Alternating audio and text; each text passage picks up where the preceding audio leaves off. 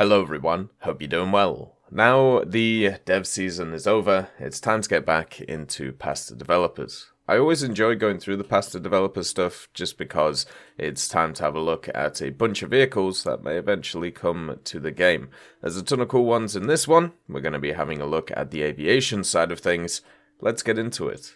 The first vehicle is for Germany, and it's the Arado 234 C5. This is an upgraded version of the Arado, obviously being part of the 4-engine series, with the first C5 being technically made in 1944. It had 2 crewmen, and also, if you have a look at the production of the vehicle, there was a prototype of it, which was known as the V32, then another one, which was the V33, the C5N, which was kind of the night fighter version, and then also there was a mock-up. So technically, the C5 didn't really exist in its entirety, but if you base it on the prototypes and say that was the C5, then it existed, instead of just being a mock-up. The vehicle had access to some kind of interesting stuff.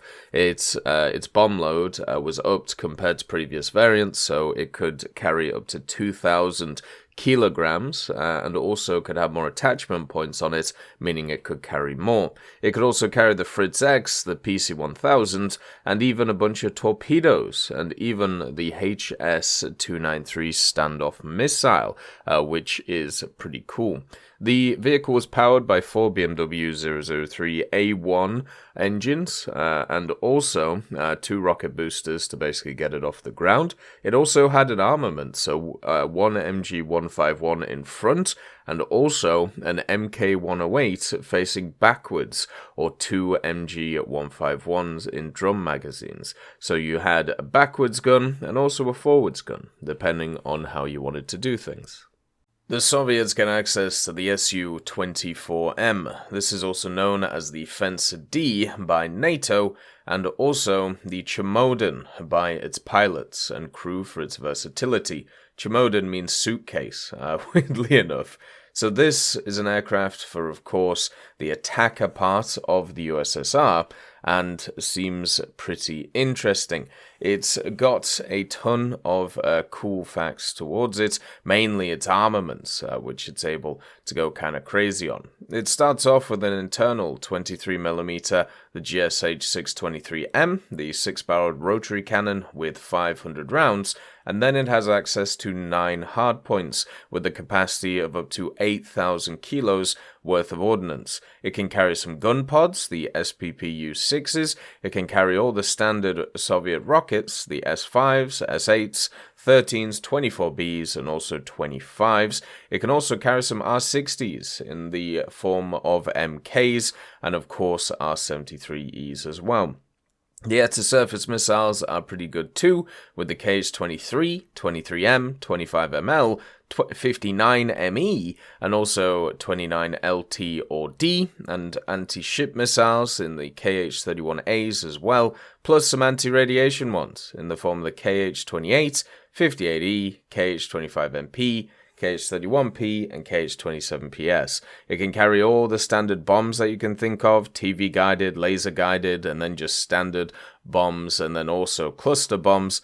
And of course, it can carry 2 countermeasure dispensers as well on either sides of the tail fin. Basically 2 12-round chaff flare launchers. Very similar to what you find on the good old Su-22s or Su-17s, depending on which ones you're looking on. It's powered by 2 Saturn engines, the AL-21F3As, and this machine can go pretty quick.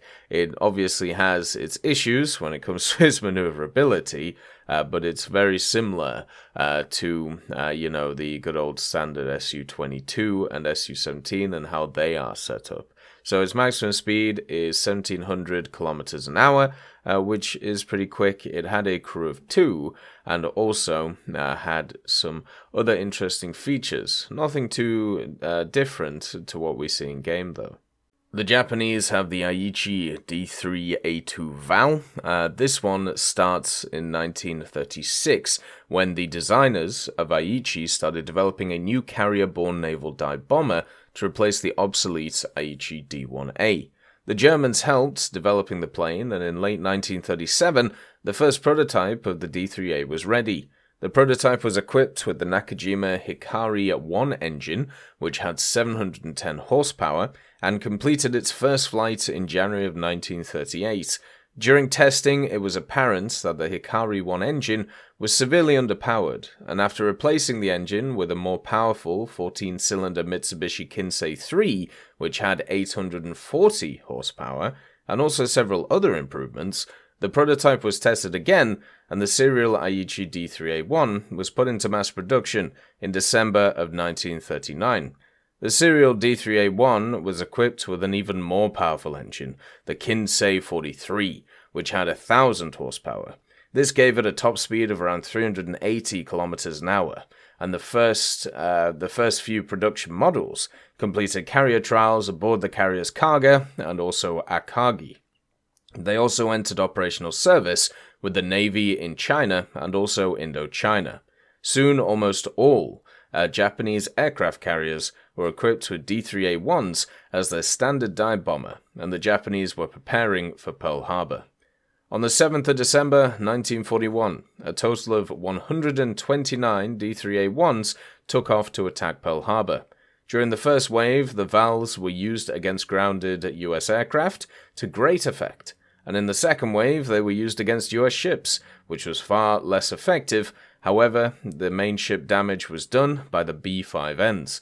It was a force of D3A1s that later sank the British aircraft carrier the HMS Hermes and the cruisers the Cornwall and also Dorsetshire in April of 1942. At this time, the Aichi D3A enjoyed a bombing accuracy of 80 to 82%, and after releasing their bombs, they were still somewhat effective dogfighters. During the early years of the Pacific War, the VAL was a highly effective and feared aircraft, but this gradually changed as the war progressed. When the Allies sank the most important Japanese aircraft carriers during the Battle of Midway, a lot of VALs and their experienced pilots were lost as well. Many VALs had to operate from regular ground airfields, so now the designers from Aichi tried to improve the top speed of the D3A1 by replacing its engine with a much more powerful Kensei 54. Which had 1,300 horsepower of, power. This modification went into mass production in August of 1942, and the Aichi D3A2 was delivered to units during the fall of 1942. By this point, however, the new D4Y1 dive bomber was already available and in mass production. The D4Y was now the standard naval dive bomber of the Japanese Navy, and the majority of D3A2s were stationed on land-based airfields, as well as on smaller carriers on which the D4Y couldn't land on. The slight increase in speed compared to the D3A1, however, did not prevent the D3A2 from being nothing but cannon fodder for the new US fighters like the Hellcat and also the Corsair. The squadrons equipped with D3A2s suffered catastrophic losses, and they weren't able to deal any significant damage to Allied naval vessels anymore. At the beginning of 1944, many D3A2s were modified and sent to training units, receiving the designation D3A2K, but the D3A2 continued seeing service until the end of the war, mainly as a kamikaze aircraft. Production of the D3A2 was completely stopped in June of 1944, and in total 470 D3A1s and 1,016 D3A2s were produced. The fate of the D3A is in many ways similar to that of the German Ju-87 Stuka, in that they were both highly effective and feared aircraft in the early war years, but were easily outclassed by more modern fighters in the later stages of the war. The D3A remains one of the most iconic planes ever produced by the Japanese, and it sank at least 16 Allied warships, which makes it one of the most successful dive bombers of all time. The next one is about the Yangcheng Kesai. Now, this vehicle just seems nuts, so I'm just going to read it verbatim so you can just kind of go through it and understand what I mean by this. So the history of the plane is relatively uncommon in comparison to the development of the planes from the other country. China had during the interwar era a rather limited knowledge, skills and manufacturing capacity to produce planes. Being an unstable country at the time, China was a wasteland ruled by a dozen provincial governments who struggled to control each other. While the provincial government was more often of warlord than actual part of a government, the most powerful of them was having their own army and air forces. The Guangdong Revolutionary Government was one of them, controlling one of the most important provinces in China. The Guangdong Revolutionary Government was relatively well-founding, while the aircraft repair plant was more capable to import rather modern material who could be used in internal fights against the different faction in China, mostly the communist. Due to the large variety of planes in China, there was a need to build up a few factories capable to repair and maintain the planes in flight condition. It was how one of them, the Guangdong Aircraft Repair Factory, was born.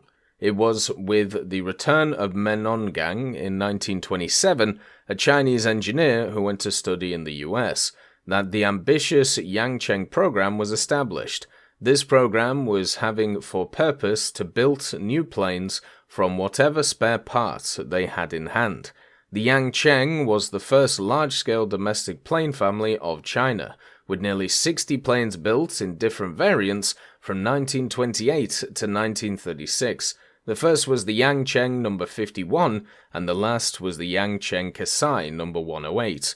It was in 1934 that the Yangcheng Kesai was born. 6 planes were built at the same time with the same parts.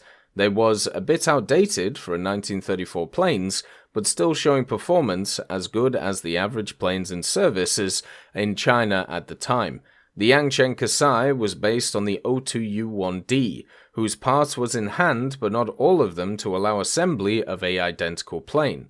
The planes still have the same engine, but the fuselage, the stabilizer fin, and the wings was locally made by the Chinese worker.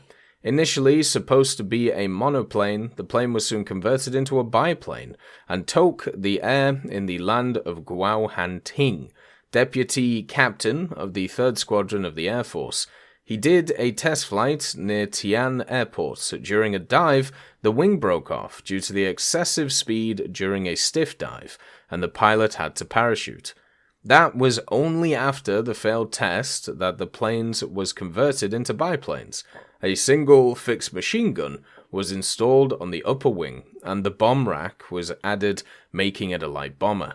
The second test flight was successful. They made a long trip of 480 kilometers radius, making it nearly reach its maximal range with a cruise speed of 161 kilometers an hour. The plane was well controlled, even in dive, but the plane was not very maneuverable, a lot less flexible than the foreign planes. Development of the Yangcheng family was halted in 1936 in favor of funding the Fuxing family, who was another indigenous plane built in China. The Yangcheng Kesai service is rather unknown in details. What it is known was the Guangdong Revolutionary Government did use it in service. They used them as bomber and reconnaissance planes, but they disappeared in history. It might be amounts of the O2U fleet, as the planes was considered as a relative planes, and like the Zong-28, the Chinese often identify the planes in name of the plane they are based from in the inventory. The fate of the 6 planes are unknown, might be lost in battle or in a crash.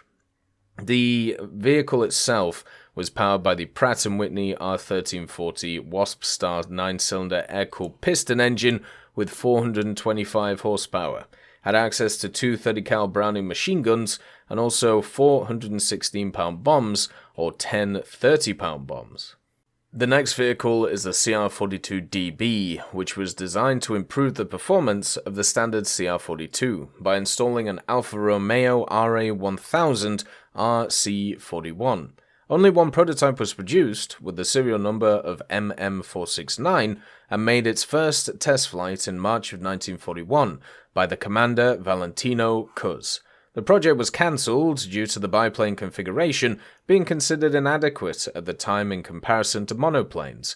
Anyway, this variant has the distinction of being the fastest biplane ever flown. Italy placed an order for 150 of them, but then it was cancelled. and there was plans to make the fuselage even longer for a reconnaissance version, but that idea was discarded. The variant was fitted with a better engine, and basically changed to a conic nose similar to the one on the C-202, but also given a big air intake. It was able to reach around 520 kilometers an hour at 5,300 meters. Its wingspan was the same, but was outstretched to 8.80 meters, and the empty weight was increased to 1,950 kilos. It could climb to 5,000 meters in around 5 minutes 40 seconds, the service ceiling being 10,600 meters, and of course a range of 1,150 kilometers. It maintained the usual dual 12.7mm Breda Safat machine guns, which had 400 rounds per gun. For France, we have the Dewoitine HD.780. At the end of 1937, the Ministry of Aviation of France compiled requirements for a marine fighter on a float chassis, intended for use both from shore bases and also from ships. Among the companies that took part in the competition is Dewoitine, whose engineers developed the HD-70 project on the basis of the then experienced D520 fighter. From the land variant, only the fuselage was borrowed, subjecting its nose section to completion and increasing the area of the tail unit. The wing had to be designed, as they say, from scratch. It was performed according to the reverse Seagull scheme, having installed floats in places of fracture, the racks of which were closed by fairings. The fighter had to be equipped with a 12-cylinder inline engine, the Hispano-Suiza HS-12Y51, with a capacity of 1,100 horsepower, with a 3-blade metal screw of variable pitch ratia. The HD-780 armament consists of a 20mm Hispano HS-9 motor cannon with 60 pieces of ammunition and two 7.5mm wing machine guns with 300 rounds of ammo each. According to preliminary estimates, the fighter had to develop a speed of at least 442 kilometers an hour at an altitude of 2,000 meters, with a flight range of 650 kilometers and a ceiling of 10,000 meters. Thus, the float HD-780 in basic parameters could be no worse than the main French fighter, the Marine Saulnier MS-406C1, and almost didn't even lag behind the D520 that it was partially based on. While the detailed elaboration of the project was underway, Dewoitine joined the Société Nationale de Construction Aéronautique du Midi, which, however, did not significantly affect the course of work. Having evaluated the design TTX of the HD-780 fighter, the Ministry of Aviation almost immediately stopped its choice on it, having ordered the construction of 2 prototypes. It was planned that in 2 years it will completely replace the not very successful shipborne floating fighter, the Loire Nieuport, the LN-210, which was withdrawn from the first line only a year after it was taken into service. The assembly of aircraft began in the autumn of 1939, and by March of 1940, the first prototype was ready for testing. However, the situation on the Western Front sharply worsened, and the power plant failed to start flight tests. The fighter stood for several months without moving, having waited in June of 1940 for the arrival of German troops. Since Germany's maritime aviation was not interested in continuing the work of the float fighter, the only prototype of the HD-780 was dismantled for metal. The Swedish have the SAAB S-18A. This was converted from either most or all the previous the B-18A bombers, which had been replaced by the B-18B. To adapt them to their new reconnaissance role, in 1946, a radar capsule was placed on the bottom of the aircraft, and numerous cameras were installed for surveillance. While it retained the ability to carry ordnance on its inner wings, there is unfortunately no knowledge whether it was used or not during reconnaissance flights. They were either sent to the F-3, based out of Malmslätt, or the F-11, based out of Nyköping, with 10 later being reassigned to the F-21 based out of Kallax. In 1949, along with the B-18Bs, the 13.2mm guns were rechambered for 12.7mm, and then later in 1959, after a decade and a half of service, it was retired as the last of the B-18 series. So this, being a reconnaissance version, technically it could carry some bombs in the form of 8 50-kilo ones, and of course have separate guns, which is pretty fun too. The last one is the HAL HF-24 Marut. Now this is actually a really interesting Indian plane, but unfortunately the article is completely copy and pasted from two separate sources, meaning that it is written so all over the place because it's actually written from the author's perspective, where he's actually kind of discussing with Kurt Tank about the design philosophy and his specific complaints about it. But the issue is the poster of this was not that individual, so the actual article makes absolutely no sense at all. I would highly recommend you to look up the Marut though. It's a really interesting machine from the Indians, and also at the same time there is a user mission that's available for it when it comes to War Thunder. It did carry two Bristol Siddeley Orpheus Mark 703 turbojet engines. It was able to go 1100 kilometers an hour and also had an armament of 4 30mm Aiden cannons. It also could carry a retractable Matra pack of 50 rockets, the 68mm ones, and also up to 4,000 pounds on 4 wing pylons. The reason why the Marut is interesting is because it is from India, and India was one of the countries to break the mold of the whole jet innovation. Many places in the Americas and also in Europe had been able to create their own jets, but India kind of stood out as the nation to, kind of do it in that area of the world. Hopefully we get a better article about this when more India stuff comes out, and as always, I hope you have a wonderful day, and I'll see you next time. I'd just like to thank Millie Draper, Juan the Panda, Nick R. Kupila, Carrion Crow, Gus Irenicus, Pyman, Merciless Reaper, Orange Tail, Teddy, Daniel Stanton, Moxie B. Young, Peter Grayling, Jerry Provolt, Bareen, Alan Hacker, Sem Arslan, Uncle Bean, Derek R, and Lafouche for supporting the channel.